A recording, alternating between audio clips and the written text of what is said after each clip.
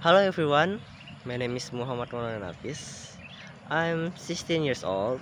My hobby is cycling, and my favorite food is fried fish. Hmm, another thing. Oh, and I'm just be an 11th grade this year. So I wanna tell you about my achievement when I was in grade 10.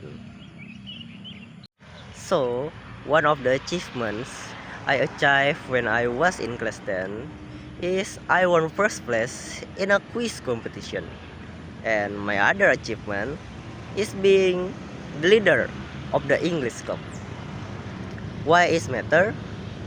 It matter because when I won first place in the quiz competition, it showed people the intelligence I have.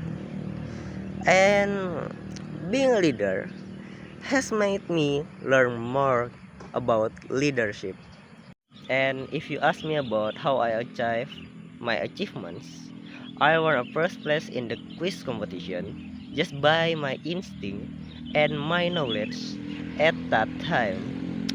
And I have become the leader of English club just because I'm the only candidate. Just that.